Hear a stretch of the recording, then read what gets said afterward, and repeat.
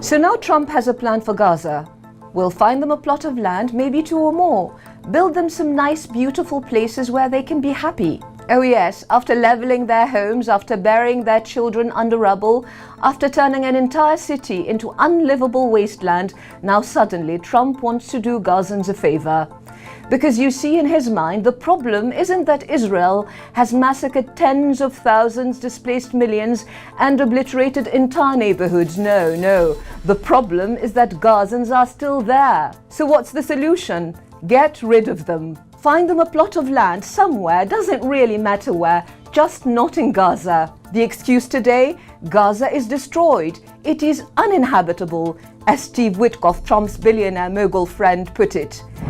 Did Gaza just disappear on its own? Did its homes, its schools, its centuries-old mosques and churches just decide to collapse? Was it hit by an earthquake, a natural disaster? Or was it Israeli bombs, American bombs, 50,000 tons of them, leveling entire neighborhoods, burying entire families alive? And of course, who's paying for this grand humanitarian project? The Arabs. Because as Trump so eloquently put it, there's a lot of money in that area. That's all the Middle East is to him. Money, land, oil, gas. Not nations, not people, not histories, not identities, just resources to be seized, deals to be made, profits to be counted.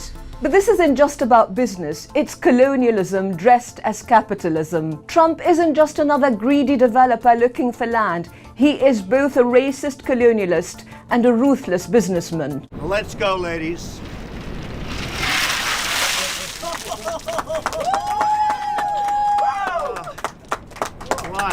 In the center of the stage tonight, businessman Donald Trump. And the hypocrisy, the glorious hypocrisy. This is the same Trump who built his entire political brand on shutting borders. Trump, the man who fought tooth and nail to keep refugees out of America, now wants to force Palestinians out of their homeland. It's not just hypocrisy, it's grotesque. And it's not just Trump, it's the entire system that enables him. Because let's be clear, the forced transfer of Palestinians isn't some fringe idea. It's not just the delusion of Israel's far-right extremists. Smotrich and Ben-Gvir's vision of mass expulsion is now US policy. Israel has been trying to get rid of Gaza's population since the moment it occupied it. Prime Minister Levi Eshkol spoke openly of emptying out Gaza first. Eshkol wanted to make life so unbearable that Palestinians would simply leave on their own. He was clear about the method. He says, and I quote, "Perhaps if we don't give them enough water, they won't have a choice because their orchards will yellow and wither."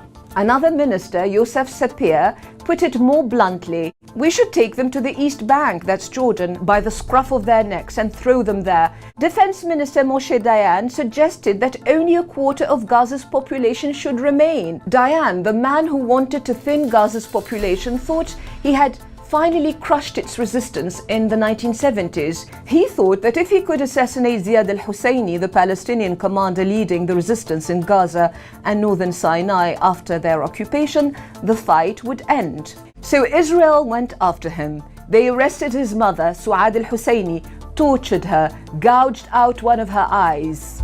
And on November 21st, 1971, they finally assassinated Ziad when he was only 32.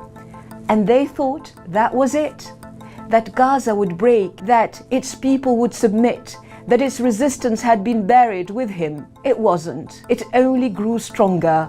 Eshkol's plan failed, and so will Trump's. The same language, the same logic, the same genocidal vision. Because Gaza is not a land without a people. Gaza is not some plot for sale. Gaza is part of Palestine, and Gaza does not surrender. Gaza has always resisted. Remember, 87% of Gaza's inhabitants are refugees from the towns and villages cleansed in 1948 to make way for Israel.